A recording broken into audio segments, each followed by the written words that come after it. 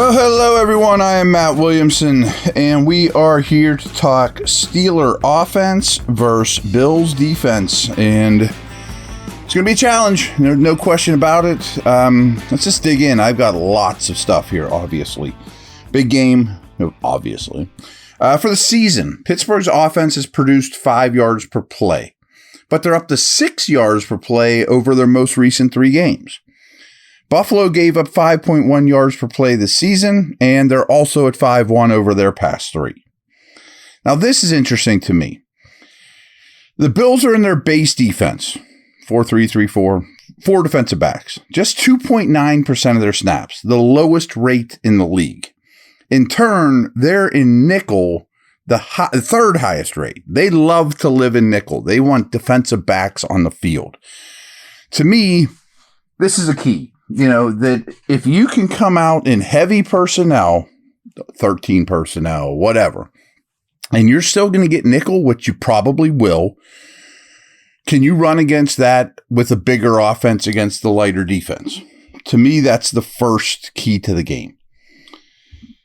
The Steelers convert a set of downs into a new set of downs at a rate of just 67%. League average is 72%. Bills defense allows a 72 conversion rate. Rudolph averages 9.7 yards per pass attempt compared to 6.4 for Kenny and 5.9 for Mitch. That's pretty drastic. The Steelers are averaging 27 points per game over the past 3 games with Rudolph as a starting quarterback. Pittsburgh averaged 15.9 per game in the weeks prior. They are producing points on 47% of their drives with Rudolph, which is nearly 20% higher than the other starting quarterbacks. The Steelers are producing 384.6 yards per game with Rudolph compared to 287.1 before he was inserted as the starter. Rudolph has attempted 74 passes this year.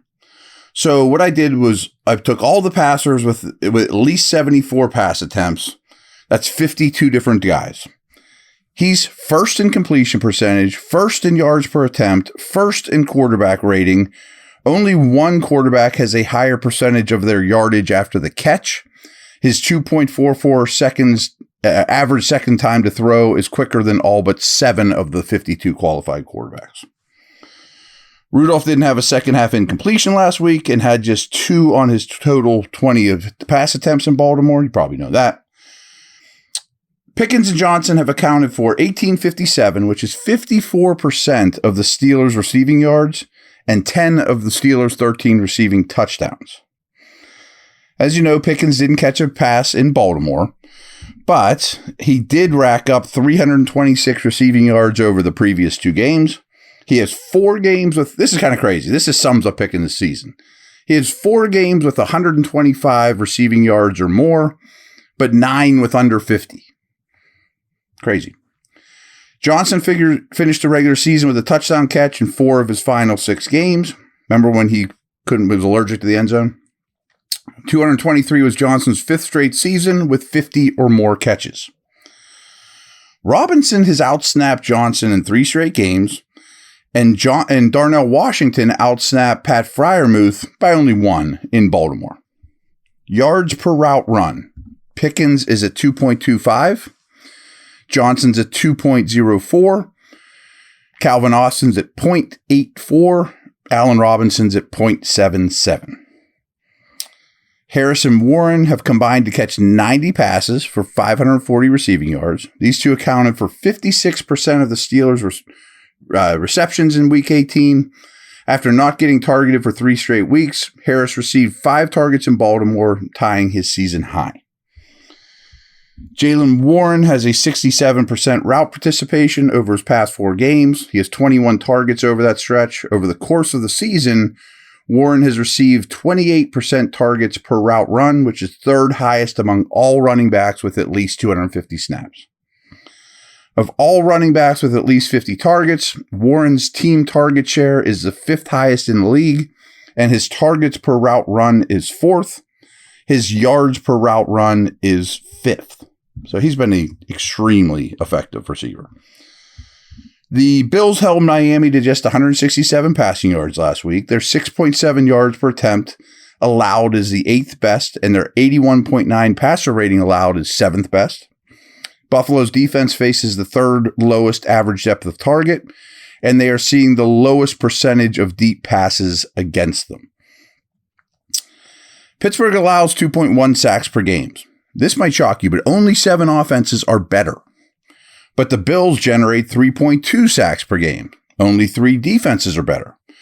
Buffalo only registered 1 sack last week, but still only the Ravens, Chiefs, and Dolphins have more sacks for the season. Buffalo does have 5 different defenders with 5 or more sacks, and 16 different players have recorded at least half a sack this season. Leonard Floyd led the Bills with 10.5 sacks, his 4th straight season with 9 or more. Floyd has a sack in his last 4 home games. The Bills are 26th in the NFL in blitz rate. So they've been getting sacks without blitzing. They also play with the lead a lot, which certainly helps. But they got a wide variety of defensive linemen that'll get after you. The Bills have batted down 14 passes this year. Only Kansas City and Pittsburgh have more. Rasul Douglas is questionable for this game. He's been a key player for them. I mean, you guys might remember him from WVU. He is a big corner. He has 4 interceptions since joining the Bills in Week 9. The Bills are the only team in the league that used play action at a lower rate than the Steelers this year.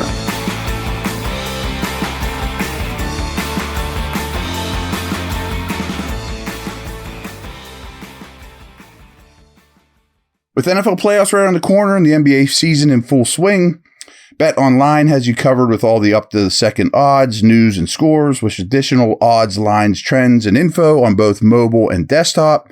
You can access the world's best wagering information anytime. Head there today and get into the action and see what all the updated odds. Remember to use our promo code BELIEVE, BLEAV, all caps, to receive your 50% welcome bonus on your first deposit. Bet Online, where the game starts.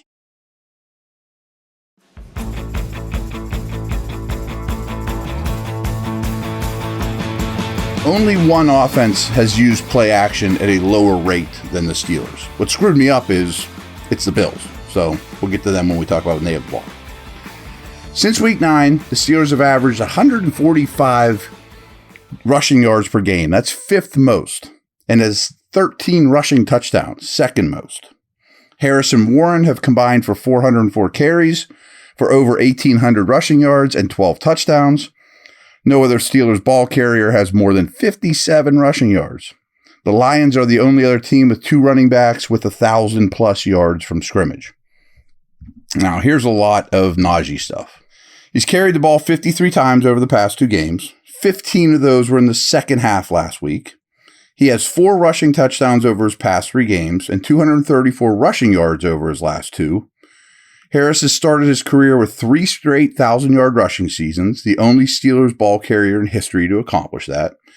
He's also the only running back to have a 3-year streak of 1,000-yard seasons in the entire NFL. He's the only one to be 1,000 yards rushing 3 years in a row in the whole league. Joe Mixon and Harris are the only 2 running backs in the league with 1,200+ scrimmage yards in each of the past 3 years. Harris's explosive run rate is 10th best in the league. In the Steelers' wins this year, he averages 4.3 yards per carry with 8 touchdowns, compared to averaging 3.5 yards per carry with 0 touchdowns in their losses. The Steelers are 7-0 when Harris scores a touchdown. Direct correlation there, obviously. Amongst running backs with 100+ carries, Warren's 5.3 yards per rush attempt is only behind Devon Achane and Christian McCaffrey. His explosive run rate ranks 3rd, and Warren's after first contact per attempt is 2nd. 5.7 of the Steelers' rushing attempts have produced gains of 15 or more yards. Only 3 offenses are better. Only 7 offenses generate more yards per carry after first contact than the Steelers. The Dolphins averaged 5.4 yards per carry against the Bills last week. For the season, Buffalo's 4.6 yards per carry is only better than 4 teams. You can run on these guys. They're always in light personnel. The Bills defense has been on the field for 1,073 snaps this year. Terrell Bernard leads the way in snaps with 999, followed by Jordan Poyer at 987 and Teron Johnson at 954. Poyer did miss a game, though. These three, along with Christian Benford, played every snap last week in Miami. So those are the names to know. Bernard, Poyer, Johnson, Benford, the other safety as well. I mean, those guys really don't leave the field. Last thing, and I think this is important for the season when you look at the Steelers' offense, to put it into some context. Only the Bengals and Colts faced a tougher slate of opposing defenses than the Steelers this year. It matters. All right, guys, take care. Talk to you tomorrow.